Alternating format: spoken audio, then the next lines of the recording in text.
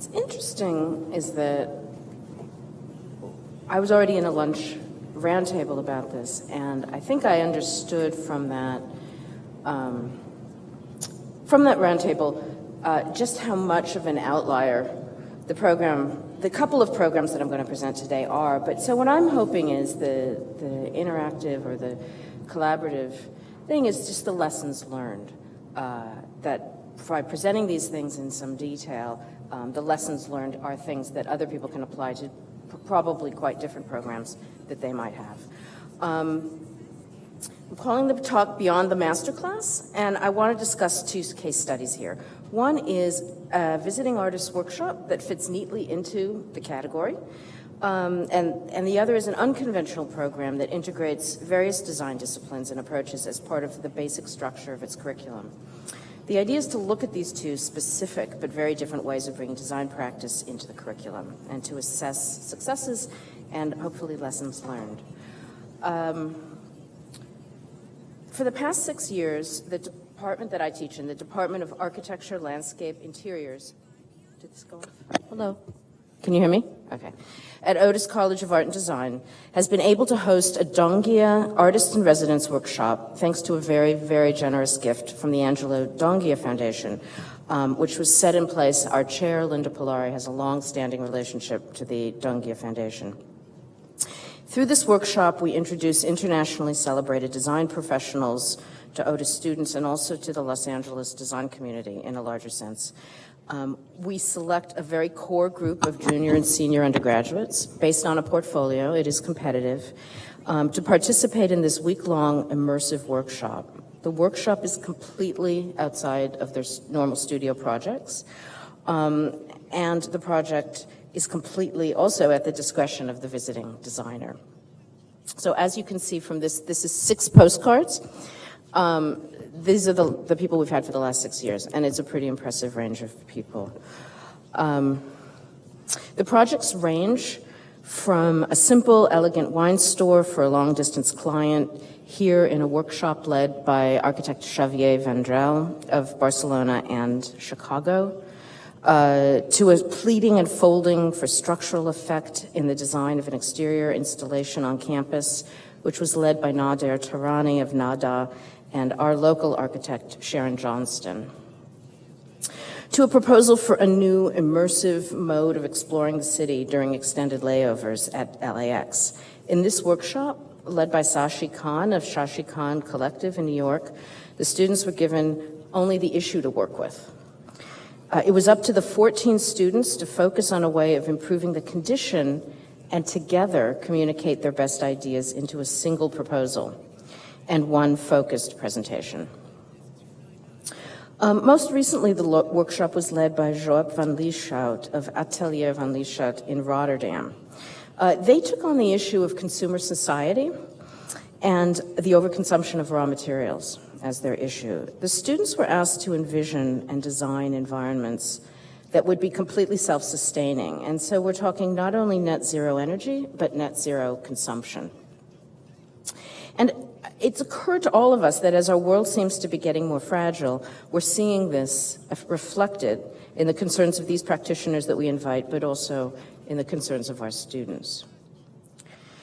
In each of these workshops, the students are removed from their own personal studio projects. They're immersed in a new vocabulary, a new set of concerns brought into the studio environment by active practitioners. They're challenged to reorient their mindset and design methodologies and take this project on.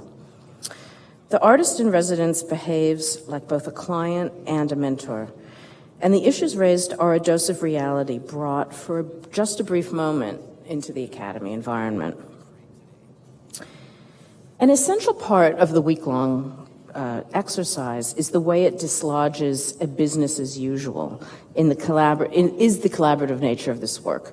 So typically there's a presentation or a discussion of the various students' idea very early on in the process. So the whole thing's less than a week, so we're talking day 2, right? And based on that, they pick a small number of projects, or in the case of the Shashi Khan project, just one project that they all then have to work on collaboratively. This is an accepted and necessary part of most professional design practices, but it's rare in the academy, and it's certainly rare in our department otherwise. The integration of this workshop experience into the normal functioning of the semester is really challenging. The typical schedule is to begin Thursday evening after a normal studio time with a public lecture. We've been lucky, this has been a festive evening at LA's Museum of Contemporary Art, thanks again to the Donghia Foundation grant, and then to hit the ground running Friday morning. The workshop is all-encompassing. Students are excused from any overlapping classes, but we also have started to schedule it over spring break. The workshop and the jury last halfway through the students' vacation week.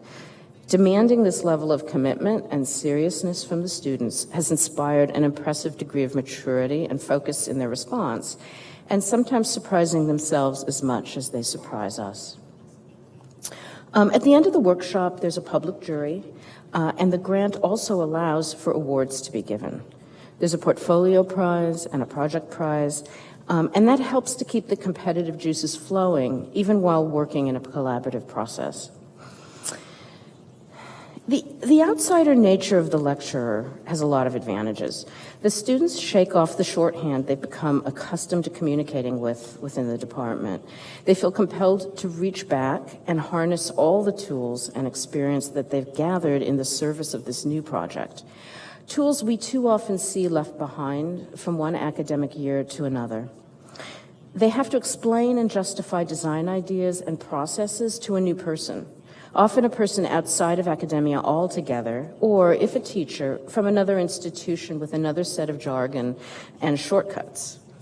In short, it's clear to me, it's clear to us, that the intensity and the immersive nature of the experience allows students to leave a great deal of baggage at the door and start fresh for just a short period of time.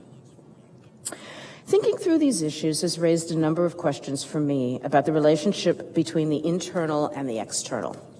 I personally am a practicing architect, and while the program that I teach in is not what we call a professional degree program, in other words, it doesn't lead directly to an architectural license, the colleagues in my department are almost entirely made up of licensed practicing architects. Our discipline and our profession have a particular relationship to academia. There are continually calls for schools to teach in ways that more directly apply to the work environment.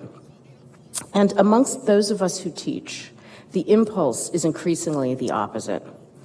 As ways of producing architecture and architectural documents become progressively more efficient, more able to be shared with non-designers, such as the client or the builder, and the design process is ever more segmented and rationalized, the bracketing off of the design school as a place of experimentation, confrontation, and questioning, I feel, has become more essential than ever.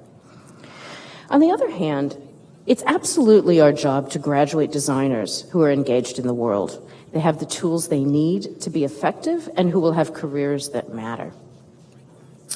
They need to understand how the world works, not just how they wish it worked, and the functioning of their discipline or profession within that structure.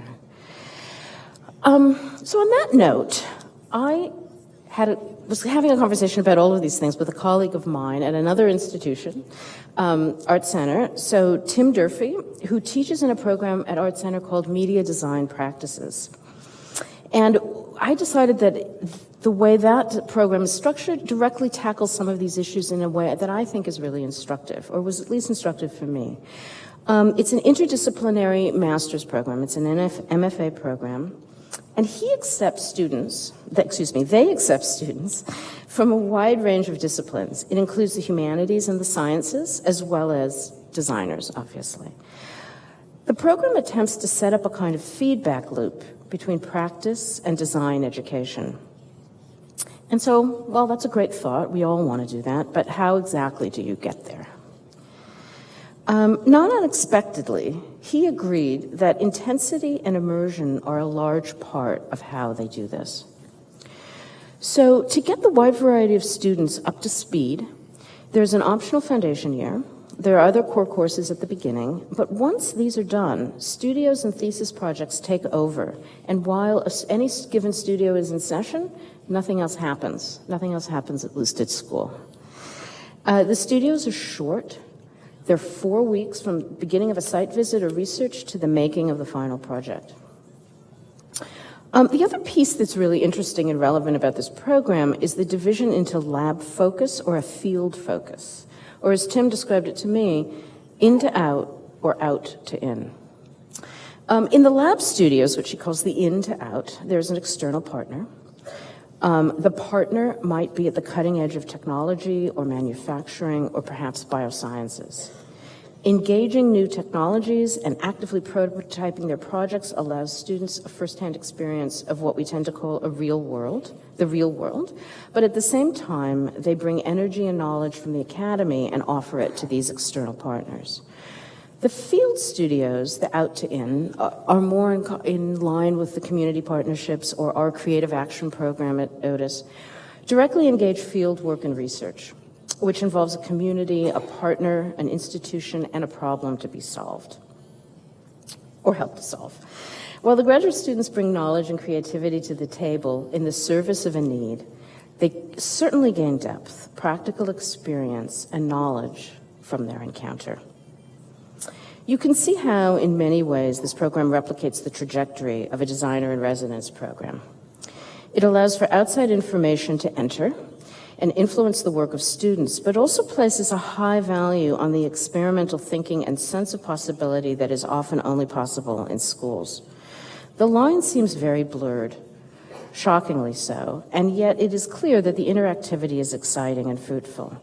The truth is that the world is moving so fast, knowledge and inventions are taking place at such a clip, that this once hard boundary simply needs to be porous for both sides to remain relevant.